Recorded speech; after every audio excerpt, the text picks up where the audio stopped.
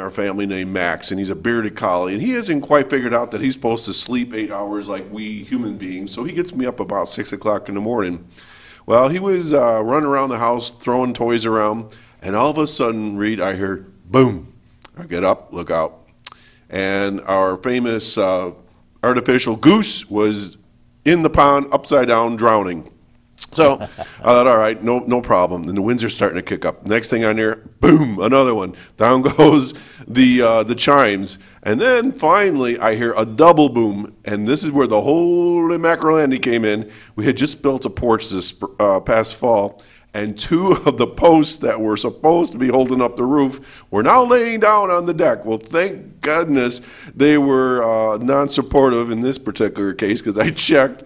But the other 8 posts are holding firm. But wow, folks, if you're out traveling today, and Reed says I should be saying something salient and important to everybody, well, here's the thing.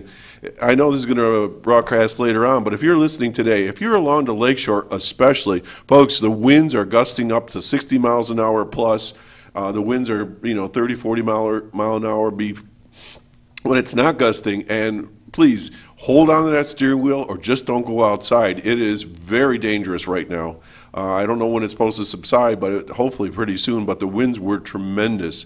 And the poor old dog, he's long-haired, and I think all his hair was standing at 90 degrees up from the ground because it was just straight out there like a flag. He wasn't quite sure what to make of it. So anyway, so that's my tip for this morning is just be careful out there. The winds are coming out of the south. Just a quick note, if you are an animal lover, Reed, you got cats, right? 2 of them. 2 of them. All right. Well, my buddy Bill and I will be playing at a place called Cooper's Cafe this coming Saturday, the 23rd. I'll mention it again next week. But from around 6:30 in the evening, we're going to be playing for nothing, for tips. But the tips are going to the Humane Society. So if you're a dog lover, a cat lover, or just an animal lover in general, come on, drop by, listen to some Irish music, and drop a tip in the jar for the animals of our county. Back to you, Reed. Thank you. John Hamels, the Doc. Yeah, there are hurricane force winds out there. 60 miles is hurricane force, the low end, but be careful. I have a guest here, and he's been on many times. He's honored us with his presence. Marty, could you come over a little bit so they can get in on us? You know, it's pretty hard to get us together. There you go, thank you. Well, this guy's name he's very well known to everybody in the area, especially in Mayville. I'll tell you something, Marty Bova has been mayor now for quite a while, haven't you? I'm in my second term as mayor. Second term? I've been on the village board since 1994. Yeah, I knew you've been very active. And he, of course, is an honorable member of the sheriff's posse. He is a deputy sheriff, as I understand it, and you do the training at the academy, right? Yeah, in 2005 I was promoted and put down at our training academy at JCC, and that's what I've been doing for the last several years. What do you train? We do the basic course for police officers, which is an annual event that we run every year starting in August, and that goes through the graduation for the class that's in session right now will be May 5th of this year. And we also run a lot of in-service courses. We do firearms instructor, we do a course called instructor development, which is for any police officer that wants to become an instructor at the academy. We've got a course scheduled later on in June for latent fingerprints.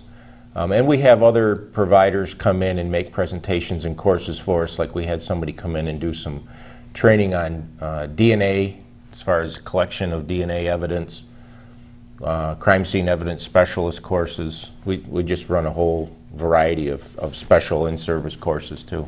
Okay, so you're very busy. DNA seems to be the newest thing, and not the newest thing, it's pretty old now, but they developed it to where they can actually pick up flakes of skin from somebody who's been in a crime scene. It's actually been refined, so it's a lot easier to obtain a sample and get a confirmation from that sample. It used to be you needed a specific size amount of a body fluid, of blood or saliva.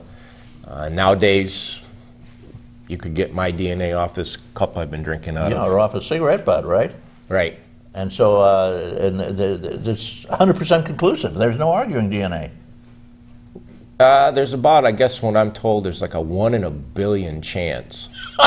Whereas fingerprints is an exact science.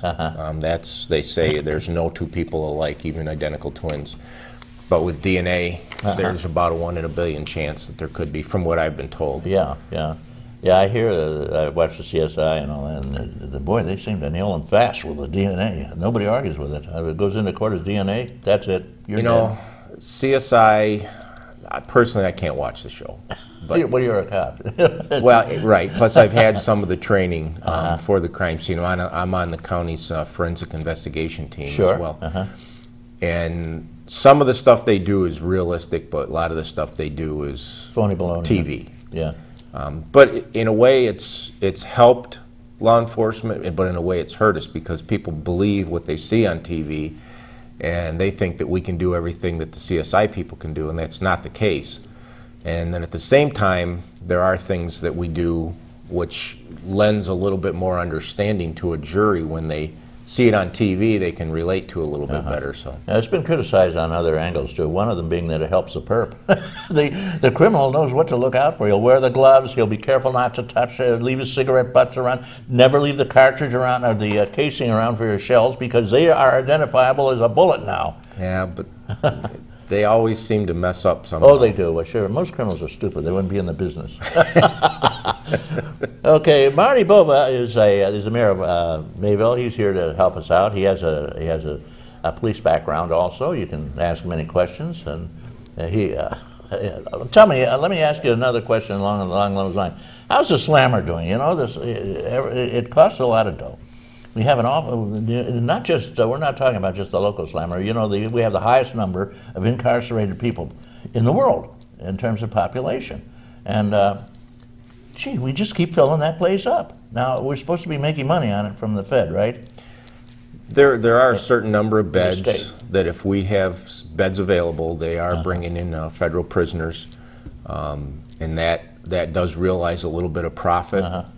But for the most part, it's a huge expense. The closing of a lot of the mental health institutions across the state has forced a lot of these customers who would have otherwise been in a mental health setting to be in jail, which because of that has dramatically increased the amount of money that the county spends every month on the psychotropic medications that are required to keep these people medicated while they're in jail. Yeah, a lot of, that's It's common. a huge expense, and Yeah. I've heard that, I don't know the exact numbers, but I've heard it's somewhere around $30,000 a month For the med. for the meds. Wow. Well, you know, it's a very well-known fact that a great number of the prisoners are crazy. They do belong in a mental hospital, but they go out and they'll act out in crazy ways. They have no idea what they're doing, and they wind up in jail. So it's become the mental hospital, not just Mayville. Well, you know, it seems to be a trend where people that are on medications for some type of mental health condition, they feel that they're getting better and they feel that they are better, and a lot of the reason they feel that way is because they've taken their meds.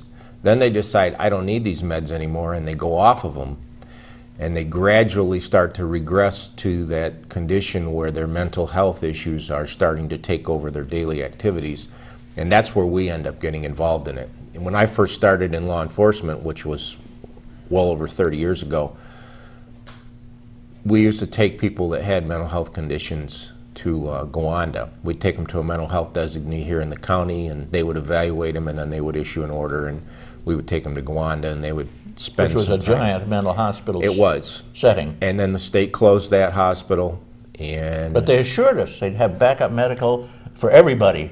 well, I don't think that's happened, has it, Marty? I don't think it has. I honestly don't. I think there is a need I don't either.